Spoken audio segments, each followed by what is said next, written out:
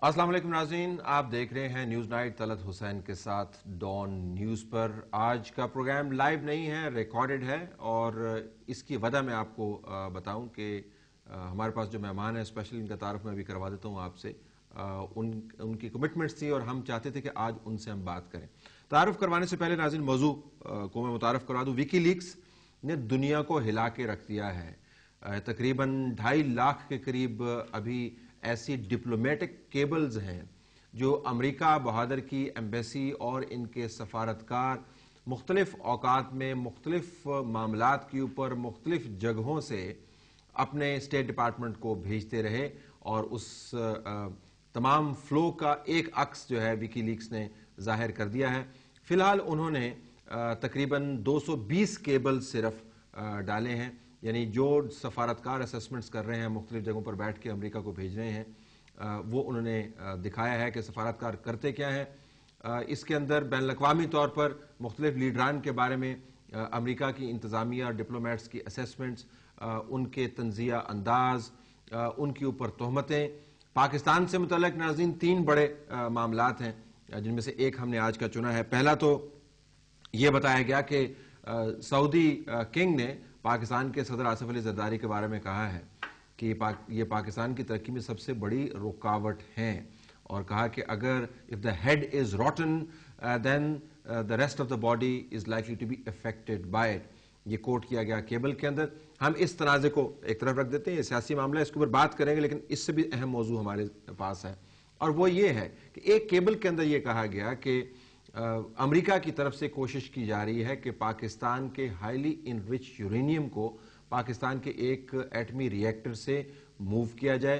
Cable का अक्स और तर्जमा आपके सामने है इस वक्त, आप पढ़ सकते हैं कि इसके अंदर क्या बात की गई। और यह भी कहा गया कि पाकिस्तान के एक आला अफसर ने कहा है कि अगर इस मामले का एक मालूमात जो है वो पाकिस्तान के मीडिया ने उठा ली तो पाकिस्तान के अंदर बहुत बड़ा मसला पैदा हो जाएगा। तो जो हमारे खदशात थे कि अमेरिका पाकिस्तान के न्यूक्लियर प्रोग्राम के बारे में कुछ इस किस्म के इरादे रखता है, ये अमेरिका की केबल से इसका इजहार है और यही हमारे प्रोग्राम का मौजू है। नाज़रीन, हमारे पास डॉक्टर समर मुबारक मंद साहब तशरीफ फरमा है जो पाकिस्तान के टॉप न्यूक्लियर साइंटिस्ट हैं। पाकिस्तान के एटमी धमाकों के अंदर इनका कलीदी किरदार था।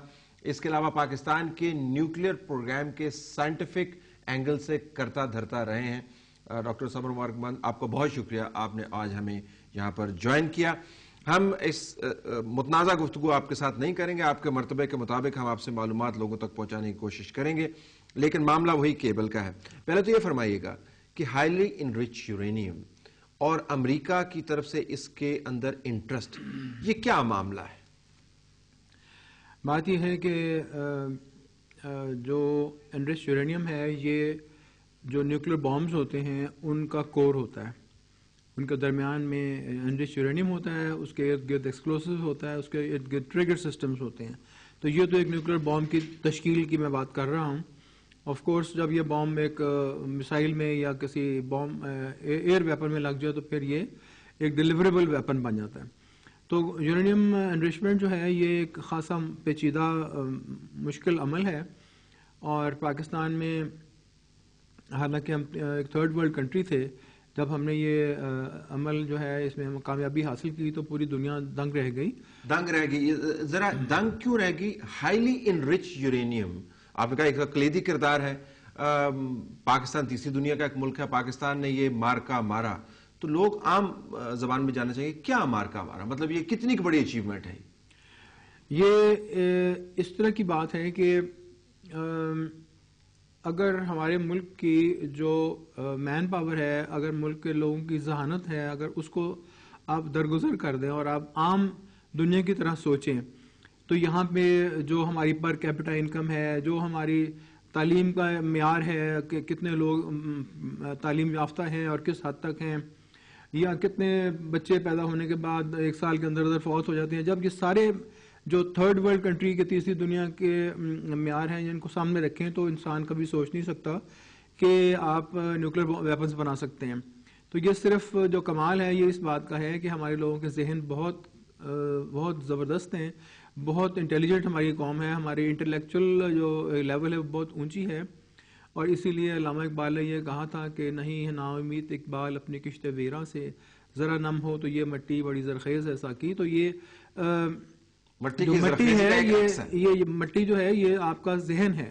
اچھا یہ جو اب ہائیلی انریچ یورینیم ریئیکٹرز کام کس طرح کرتے ہیں اور کون سے ریئیکٹرز جو ہیں وہ ہائیلی انریچ یورینیم کے اوپر ریلائی کرتے ہیں، کون سے ہمارے نیوکلیر پروگرام کے لیے کرٹیکل ہیں، ذرا اس کے اوپر اگر وضاحت ہو. دیکھیں یہ جو کیبل بھیجی گئی ہے یہ ظاہر ہے کسی نان ٹیکنیکل انسان نے بھیجی ہے. اس میں ایک بہت بڑی خامی ہے، ایک بہت بڑی غلطی ہے، ان ایکوریسی ہے. وہ یہ ہے کہ ریئیکٹر سے انریچ یورینیم کو منتقل کرنا پاکستان سے باہر، یہ بات ہو رہی ہے. ریئیکٹرز ہمارے جو ہیں وہاں پہ انریچ یورینیم نہ استعمال ہوتا ہے اور نہ وہ بنتا ہے. تو یہ ریئیکٹرز تو استعمال کرتے ہیں نیچرل یورینیم اور ساتھ ہیوی واٹر، تو وہ تو ایک علیحدہ سی چیز ہے، اس کا کوئی نیوکلیر ویپن سے تعلق نہیں ہے. انریچ یورینیم جہاں بنتا ہے اور جہاں پہ وہ افزودہ کیا جاتا ہے وہ ایک علیحدہ ادارہ ہے. تو وہاں سے جو انریچ یورینیم ہے وہ ظاہر ہے کہیں نہ کہیں بن کے جاتا ہے، کہیں اسٹاک پائل ہوتا ہے، کہیں رکھا جاتا ہے. تو ہو سکتا ہے کہ بات یہ ہو رہی ہو کہ جہاں بھی رکھا گیا ہے وہاں سے اس کو کہیں منتقل کیا جائے. ریئیکٹر کے اگر ہم لفظ کو اور اصطلاح کو نکال دیں تو پھر آپ کے خیال میں یہ زیادہ سیریس میٹر بن جاتا ہے، کیونکہ فی الحال تو یہ ٹیکنیکل غلطی ہے. تو جہاں پہ میٹیریل رکھا جاتا ہے ہاؤ کلوزلی گارڈیڈ اس پلیسز، کتنی سیکیورٹی ہوتی ہے؟ ہم تفصیلات نہیں جاننا چاہتے لیکن آپ بتائیں کہ ایکسٹریملی سینسٹیو ہے، ٹوٹلی سینسٹیو ہے، کیا ہے یہ، کون سی جگہ جہاں پہ رکھا جاتا ہے؟ یہ جو اسٹوریج سائٹس ہیں ان کا کسی کو علم نہیں ہے سوائے ان لوگوں کے یا بہت ہی تھوڑے سے لوگوں کے جنہوں نے وہاں پہ یہ چیزیں سٹور کی ہوئی ہیں.